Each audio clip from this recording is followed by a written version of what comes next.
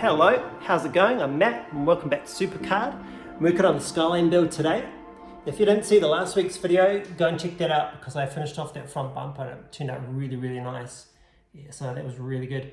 What I'm going to do today though is jump back onto this kind of rear window on top of the trunk lid area and try and suss out this mess.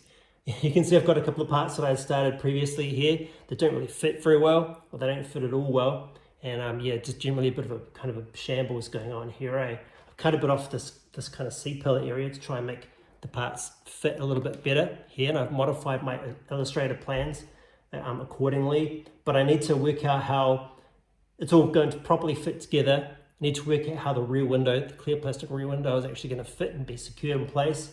I need to work out how the kind of the seal trim is going to fit. So yeah, I went through all those design issues off camera, just draw up the parts properly. It might take me like a night or two, so I'll do those and I'll see you very shortly. All right, so it's actually a few days later. It took me several nights to work through all those design problems I mentioned and get a final set of parts drawn up that I'm happy with.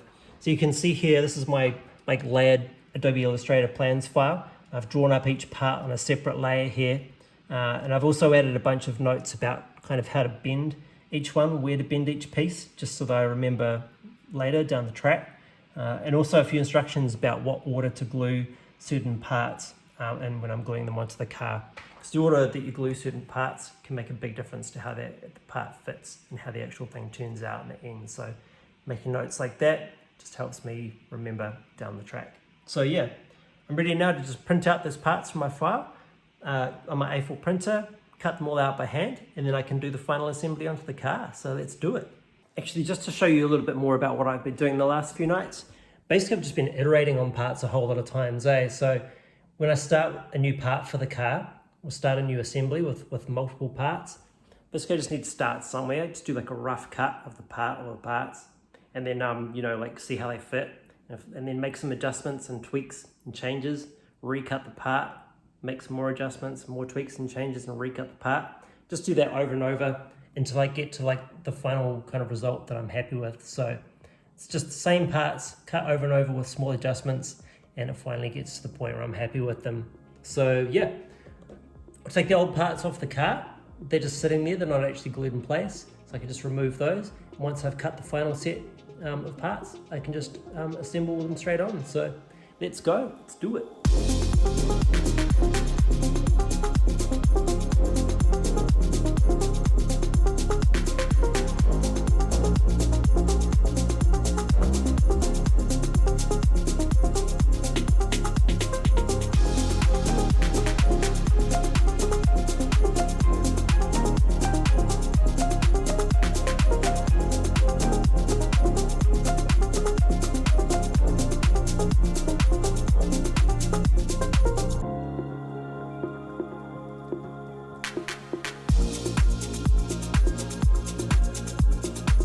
So for the actual rear window itself, I've just got these sheets of clear plastic.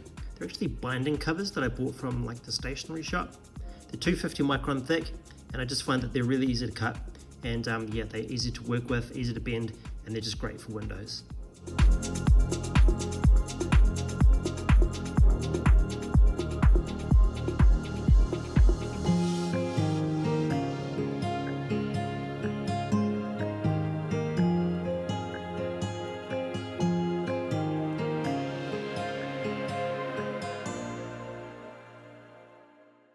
One thing I'm going to do temporarily is just put this rough piece of cardboard that I've cut out and folded in half just over the top of the parcel shelf area. You can see it's just super incomplete right now because I haven't got around to building the interior yet. I will be building and designing the interior very soon, but for now I'll just put this over the top of that to make this rear window area look a bit tidier while I'm building it. So don't worry, this is just temporary, but for now it can just sit there and yeah, look a bit better.